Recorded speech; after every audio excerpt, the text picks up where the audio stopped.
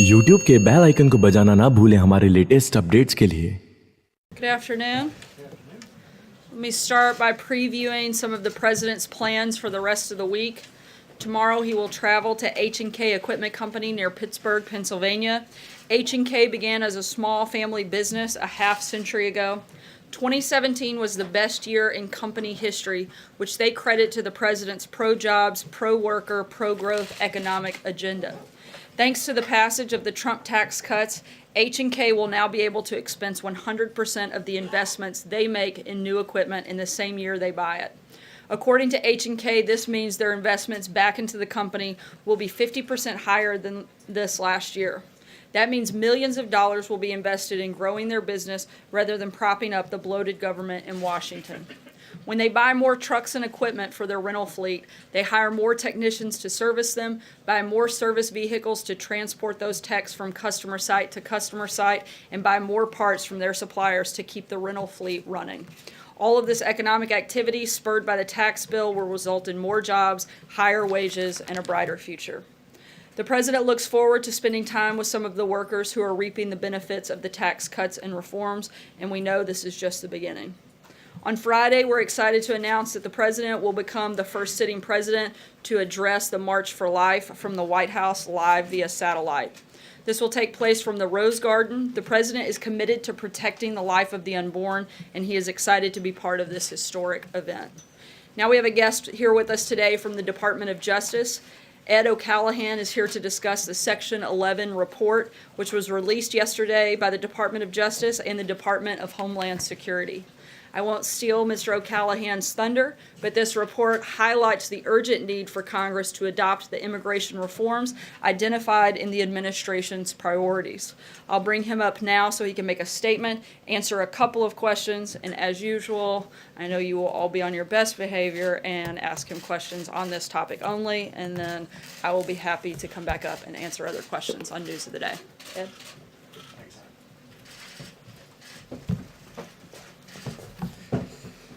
Good afternoon. My name is Ed O'Callahan, and I am the Principal Deputy Assistant Attorney General in the Justice Department's National Security Division. In my capacity as Principal Deputy, I assist the Acting Assistant Attorney General in the supervision of the 350 dedicated investigators and prosecutors who carry out the Department's highest priority, protecting the United States from threats to our national security. I've been with the National Security Division since November of last year. Previously, from 1999 to 2008, I was an Assistant United States Attorney in the Southern District of New York. From 2005 to 2008, I was Co-Chief of the Terrorism and National Security Unit in the Southern District of New York. And some of the cases I worked on, of course, during that time included the investigation into the 9/11 attacks that occurred while I was an Assistant United States Attorney in the Organized Crime and Terrorism Unit of the Southern District of New York. I appreciate the opportunity to speak with you today about yesterday's release of the Department of Justice and Department of Homeland Security Section 11 report. The report, titled after Section 11 of President Trump's Executive Order 13780, Protecting the Nation from Terrorist Entry into the United States, was a collaborative effort between the DOJ and DHS to respond to EO 13780's directive to provide information to the American people regarding the number of foreign nationals charged with or convicted of terrorism-related offenses or removed from the United States based on terrorism-related or other national security reasons. The Justice Department's National Security Division maintains a list of individuals convicted of international terrorism-related charges in U.S. federal courts between September 11th, 2001 and December 31st of 2016. As indicated in the report, as of December 31st of 2016, there are 549 individuals on that list of convictions of terrorism, international terrorism-related offenses. A subsequent DHS analysis of those 549 individuals convicted of international terrorism-related offenses determined that approximately 73%, or 402 of these 549 individuals, were foreign-born.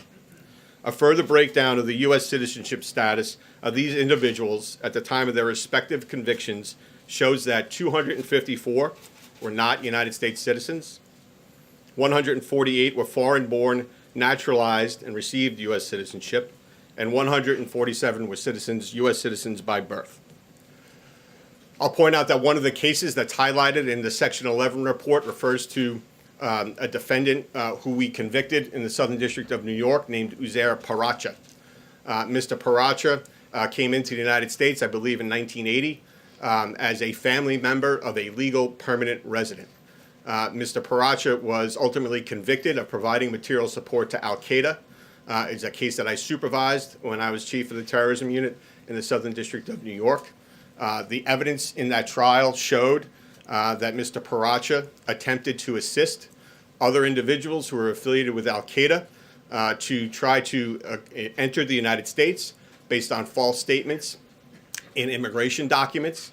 And in fact, Paracha assisted and took on the persona of one of the individuals who he was attempting to try to get back into the United States to commit terrorist acts here. The individual statements provided by that individual demonstrated that he was attempting to come back into the United States to commit attacks on gas stations in New York, my hometown. And by the fact that we were able to prosecute Paracha, it stopped that attempt to engage in additional terrorist attacks here in the United States. Additional items included in your report demonstrate that the U.S. Immigration and Customs Enforcement provided information that shows that there have been approximately 1,716 removals of aliens since September 11th, 2001, because of national security concerns, a designation that is determined by ICE within the Department of Homeland Security.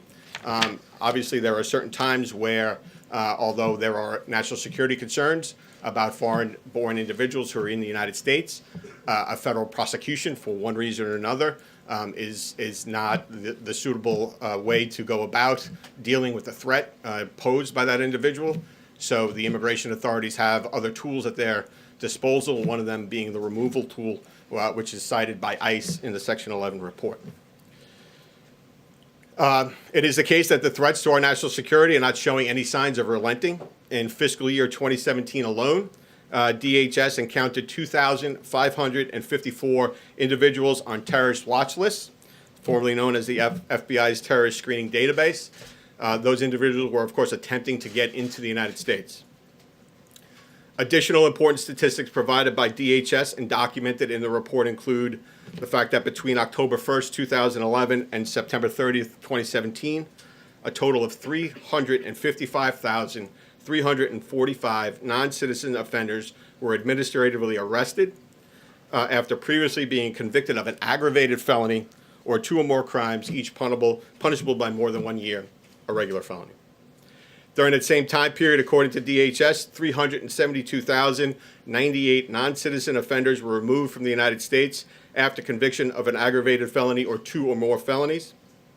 And between fiscal year 2010 and fiscal year 2017, Customs and Border Protection, CBP, identified and prevented the boarding of 73,261 foreign travelers on flights destined from the United States who may have presented an immigration or security risk. In a statement yesterday about the report, Attorney General Sessions indicated that there are currently thousands of terrorism-related investigations into thousands of people in the United States, including hundreds of people who came here as refugees.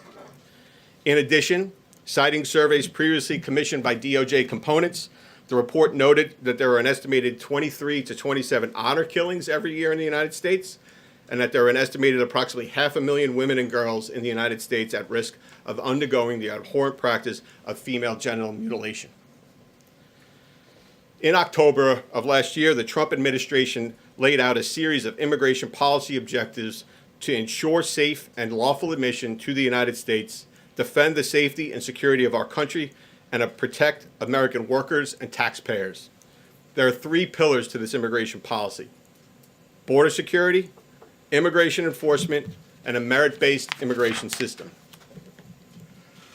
From the cases I have worked on, I know that foreign terrorist organizations, transnational criminal organizations, and other individuals and entities that wish to harm the United States undoubtedly seek to exploit weaknesses in our immigration system when it benefits them in accomplishing their unlawful schemes. President Trump's immigration policy is designed to serve the interests of national security. Enhanced vetting and screening and continuing screening promote the discovery of information that would help immigration and law enforcement authorities identify foreigners who may pose national security threats to the American people.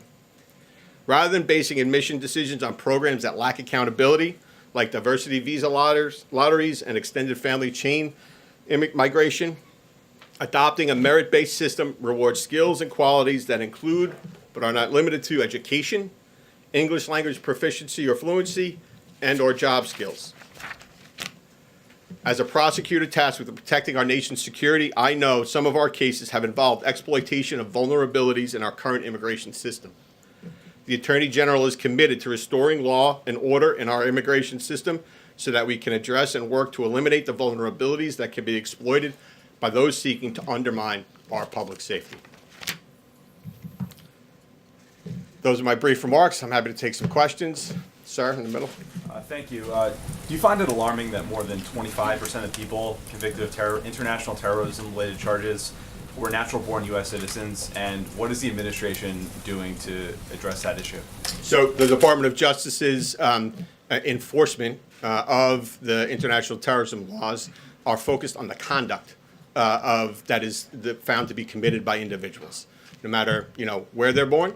The statistics that you have for the first time compiled in this way in response to the executive order and directives therein demonstrate that the international terrorism offenses that we have prosecuted in the National Security Division and achieved convictions on, that there's 73% of foreign-born. We're going to prosecute anyone that we can make cases against that are posing threats to the national security of the United States. The statistics that are brought before you in the Section 11 report respond directly to the directive in the executive order about international terrorism offenses, and now those are the statistics that my division, the National Security Division, keep. Mr. Kellogg. Sir, in the middle. Thank you. Thank you, sir. Thank Yeah, you. my question is. Go ahead. Okay. Yeah, thank you. You're next. Yeah. Very simply this, has there been any change in the administration's stated policy about using Guantanamo in dealing with international terrorists? No. I'm not aware of any change in the administration's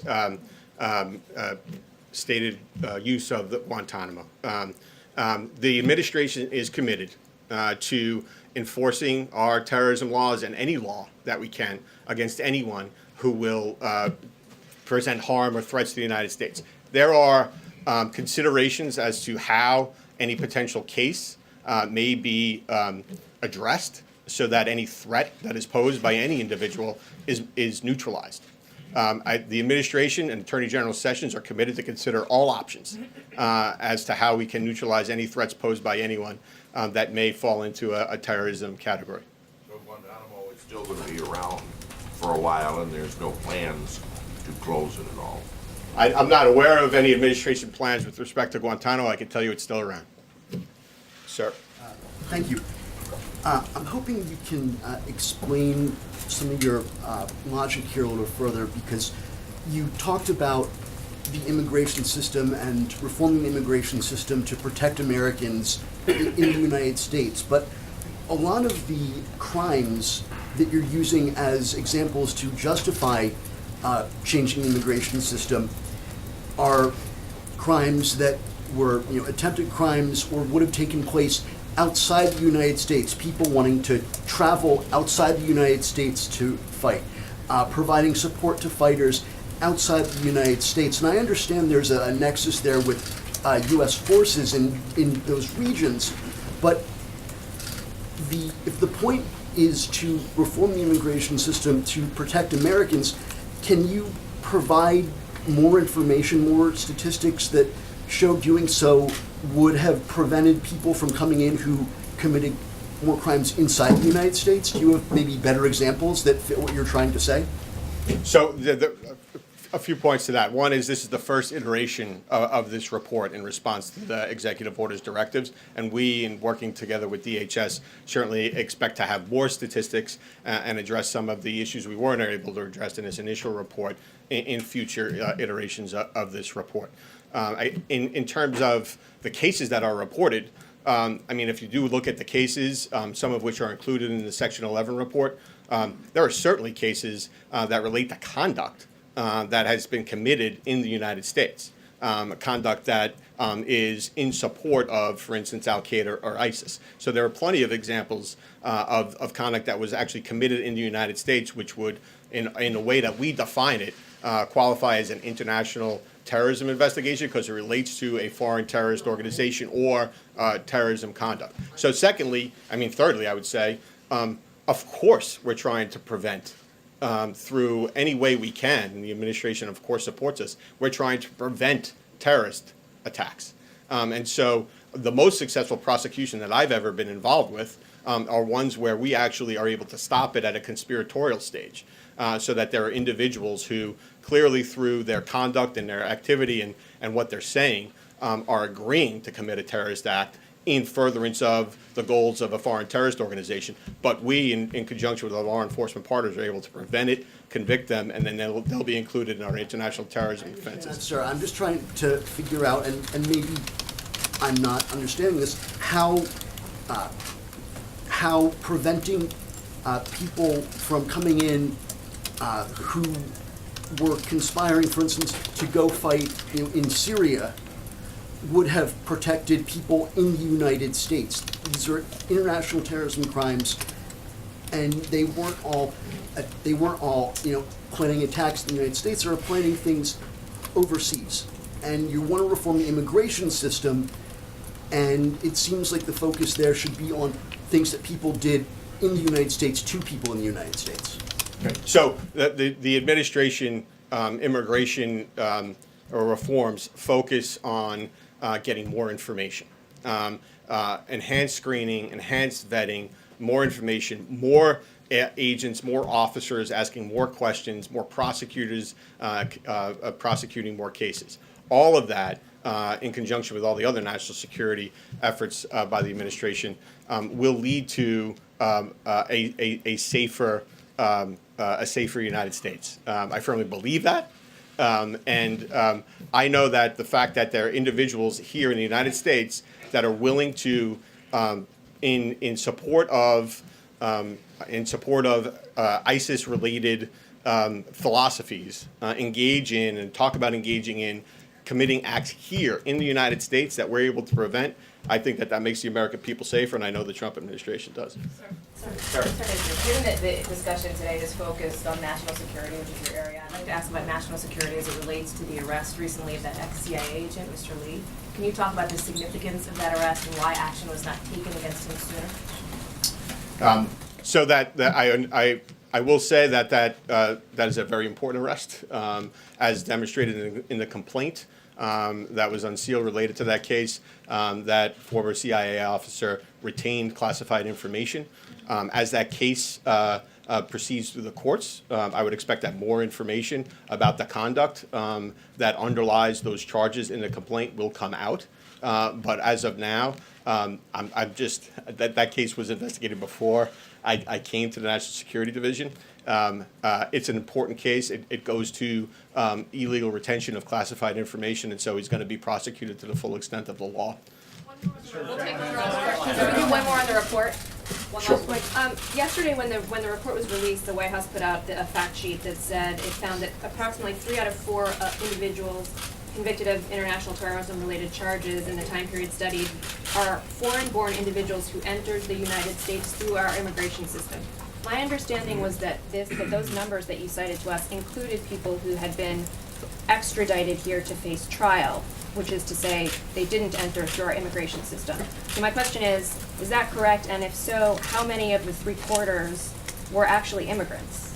So the data that is included focuses on foreign-born individuals who were, it's all the international terrorism offenses. And just so you're clear, the international terrorism offenses is something that is categorized by the National Security Division based on specific provisions of the United States Attorney's Manual. I won't get into too many details, but there are 2 categories of offenses. Category 1 offenses that list sections of the Federal Criminal Code that are in and of themselves labeled international terrorism offenses. Then there are Category 2 offenses that are not that do not qualify as Category 1 offenses, but those offenses are committed and individuals are convicted of those offenses like false statements or obstruction of justice that are committed in the course of an international terrorism investigation. And so those are the ones that are reported in the 549, some of which include foreign-born, some of which include foreign-born but naturalized U.S. citizens, and some that include U.S. citizens. There is, undoubtedly, because I've been involved in a lot of the cases, a certain number of those foreign-born individuals who have been brought into the United States by extradition or otherwise to face charges. But the underlying important fact about those cases is that we were able to prove that those individuals committed terrorism offenses against the United States and are now serving either life sentences or very long sentences that will neutralize their threat to the United States going forward, because we were able to convict them under an international terrorism statute here in the United States. They're not all immigrants. Thanks so much. Thank you all. Thank you, Mr. O'Callahan.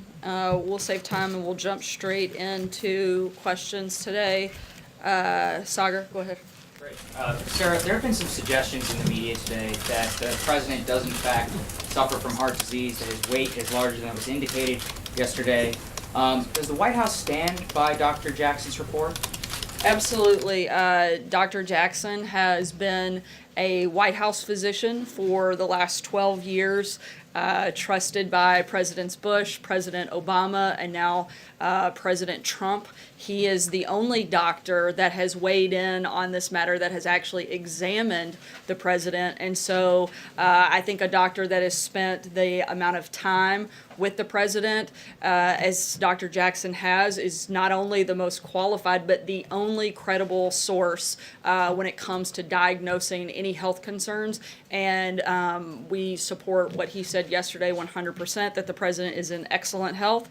And I think he exhausted just about every question that you guys have and showed probably that he's in pretty good health too, to stand up here for an hour and take questions. John?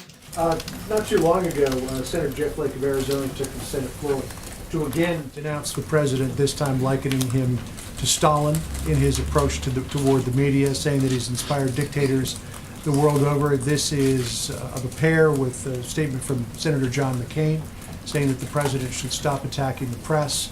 At some point today, you're supposed to give out fake news awards. What do you think of what Senators Flake and McCain have said, and what's up with the awards?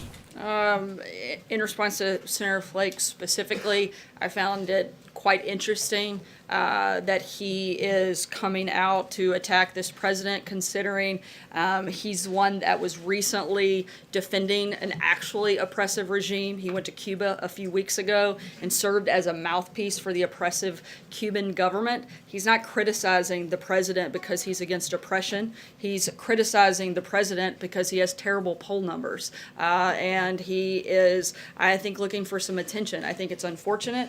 And certainly, I think our position here at the White House is that we welcome access to the media every day. I'm standing right here taking questions. The president does so regularly, and to act as if we're anything but open to that back and forth exchange is utterly ridiculous. What about Margaret? following on what Senator McCain said and then the awards today?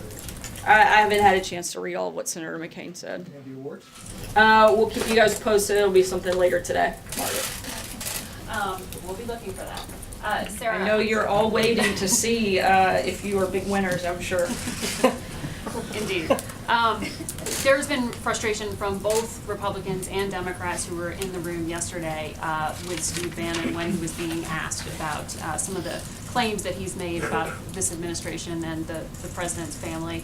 But specifically, some of the criticism has been aimed at the White House because of guidance that has supposedly been given as to what can and cannot be said, specific topics that are off limit, and the scope of executive privilege. Without getting into the details of that, can you at least define for us what the White House is telling attorneys falls into the scope of executive privilege here? Yeah, I can tell you that this White House is following the same practice that many White Houses before us have, that have gone back decades, that there is a process that you go through. Anytime you have congressional inquiries touching upon White House the Congress should consult with the White House prior to obtaining confidential material. This is part of a judicial recognized process.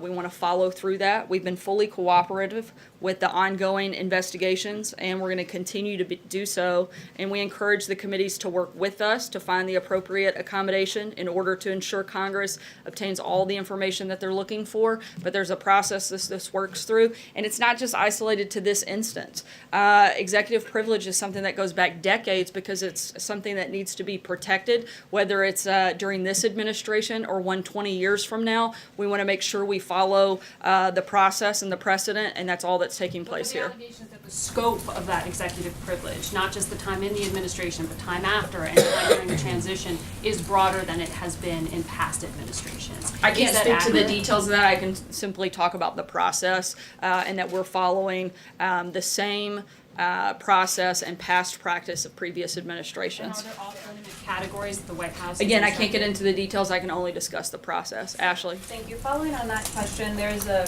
news report out today that Steve Bannon's attorney was relaying the questions he was asked by the Senate Intel Committee in real time to the White House. And so my questions are, who was he relaying the questions to? Is that something the White House specifically asked his attorney to do? And if so, why did the White House think that was a necessary step in handling Bannon's testimony? That's the same process that is typically followed. Sometimes they actually have a White House attorney present in the room. This time it was something that was relayed via phone, and again, was following standard procedure for an instance like this, and something that will likely happen again on any other number of occasions, not just within this administration, but future administrations. Jordan? Thanks, Sarah. The House Republican leadership is proposing a funding bill that would provide the government funding through February 16th and reauthorize CHIP for 6 years. Is that a proposal that the White House supports? We do support the short-term CR. However, that's not our first choice. We'd still like to see a clean funding bill, a 2-year budget deal, but we do support the short-term CR, but we're going to continue moving forward in that process. Ken? Sarah, does the president think it's acceptable for Republicans or Democrats to allow a government shutdown at the end of the week? And you have obviously different options here, but does he think it's acceptable for a shutdown to occur? The president certainly doesn't want to shut down, and if one happens, I think you only have one place to look, and that's to the Democrats, who are holding our military and our national security hostage by trying to push through other policies that have nothing to do with the budget. We would like to, again, get a budget deal done, a 2-year budget deal, a clean budget deal, and then focus on negotiations. Following that deal with finding a permanent solution to DACA and responsible immigration reform. We've said that many times before. Our position has not changed. Republicans control Congress, they control the White House. Take 60 votes, and Responsibility? Republicans don't have 60 votes. So Democrats either need to decide that they're going to come here to do their jobs, and they're going to govern, and they're going to put our national security ahead of their own personal political agendas, or they're not. It's really simple, and that's a decision you're going to have to ask the Democrats. What's more important, national security or political agendas? I can't answer that for you. Cecilia? You just said that the president certainly doesn't want a shutdown. Last year, he tweeted that a shutdown would be a good thing. So what caused his views to He said it'd be good politics. Good shutdown. Yeah. That's what he said. Well, look, that's never been a preference of this administration. It wasn't then, it isn't now. And again, if that does happen, the blame, the fault will all lie at one place because we would like to see a budget deal happen. John? Sarah? Yeah, thank you, Sarah. In an interview last Friday with Newsmax Television, the ambassador of Pakistan, Ambassador Chowdhury, commented on the president's decision to roll back most of the aid for security assistance to the Islamabad government. And he said Pakistan does not want aid, but more importantly, and I quote, Pakistan wants respect, and Pakistan wants recognition of our work and our contribution and our sacrifices. Regarding the president's comment that Pakistan has responded to the aid with, quote, lies and deceit, he simply said, we won't dwell on that part because it's not beneficial to either party. Your response to Ambassador Chowdhury? Look, our position is firm that we believe that withdrawing that aid is important, and I would refer you to the State Department on anything beyond that. Stand by the lies and deceit comment that the president made. Yes. Thanks, sir. Two questions. First, I'm going to follow up on a couple of my colleagues' questions here on negotiations, but on the first point about Steve Bannon. Understood your points about process and how this all works, but sort of broadly, is the White House afraid of what Steve Bannon might say in these interviews? Not that I'm aware of. I think we've been pretty clear what our position is in regards to this entire process, that there was absolutely no collusion. But in terms of, what he might say, I can't answer that. I can't speculate on that. I can simply tell you that we're following the procedure, whether it was in this committee or any other committee down the road. This is a process that's important to protect, and that's what we're doing. And on negotiations, the president has talked about wanting to find a bipartisan solution. You said you want Democrats to come to the table. If there is a government shutdown in, 3 days from now, does the buck stop with President Trump? I'm not sure how it would. The president's laid out what he wants. He wants a budget deal. He wants to have Republicans and Democrats agree on a budget, and we're happy to talk about other things. But the budget should not be tied to a political agenda that the Democrats are driving. Those are two very separate things. Mike? There's some legal experts are suggesting that the subpoena for Bannon shows this investigation is becoming more aggressive instead of winding down. So a couple questions. Is the president prepared for this investigation to last into the months to come? And following up on Hallie, would you encourage Bannon to tell all, like his camp is saying he will, to Mueller? Look, as we've said, regardless of who it is, we're going to be fully cooperative with the special counsel and encourage everybody involved in the process to be fully cooperative. The first part of your question is, are we prepared? I think we've been dealing with this hoax for the better part of a year. If we have to endure the ridiculous's for another month, we can certainly handle it. Do the American people deserve that? No, I don't think they do.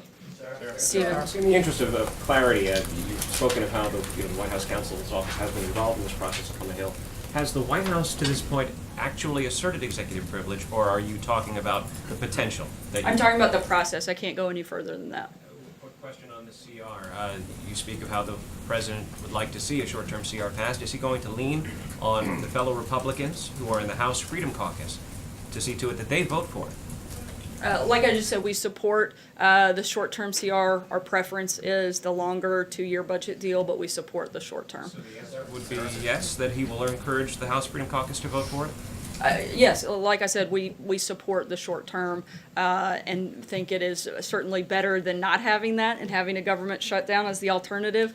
But again, our preference would be a longer-term deal. Blake? Sarah, when you look at the calendar then, January 17th, the budget deal potentially that goes to February 16th, the DACA expiration is up March 5th. Does the president want to see a DACA deal get struck before the next CR would end, or is he willing to potentially take this up to the deadline in early March?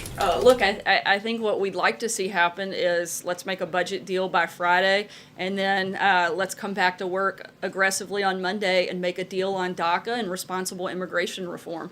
We'd like to do all of those things, and we'd be happy to do them quickly if Democrats are willing to work with us and get on board. You also are rolling out an infrastructure plan this month, so if the CR gets passed this week, is priority number one next week DACA or trying to get support together for infrastructure? Look, we very much want to get a deal done on DACA. That's a big priority for us right now, but we can certainly manage more than one thing at a time, as we're used to doing around here. And if infrastructure gets rolled out by the end of the month or the first part of next month, we'll certainly be working on that as well.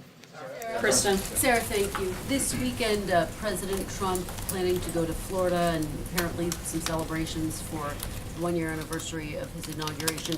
Is that appropriate if there is in fact a government shutdown, or would he consider changing his plans? Again, we hope that Republicans and Democrats will come together and that we'll have a budget deal. We still are focused on that being our top priority. If that doesn't happen and there's a schedule change, we'll certainly let you guys know. How does he see his role, Sarah, in getting the ball over the finish line? I know you're pointing the finger at Democrats, but bottom line, he's the president. So how does he plan to make sure this government stays open? Look, we're doing everything we can to encourage members from both sides to make sure that we get a deal. The president has made very clear that his number one priority is our national security and fully funding our military, and that would be obviously something of utmost importance. And I would think that Democrats should share that same passion and priority as the president, and hopefully we don't have to, go through this process come Friday. I'll take one last question. Lou, go ahead. Thank you, Sarah. North Korea and South Korea have agreed to march together during the Winter Olympics in the opening ceremony under a unified Korea flag. Does the President, does the White House support both North Korea and South Korea marching together and coming more closely together during the Olympics? Look, we see this as an opportunity for the regime to see the value of ending its international isolation by denuclearization. We still are very much focused and hope that that happens. This isn't the first time that the two countries have marched together, and we hope that this experience gives North Korea and its athletes a small taste of freedom, and that rubs off and is something that spreads and impacts in these negotiations and in these conversations. Thanks, guys.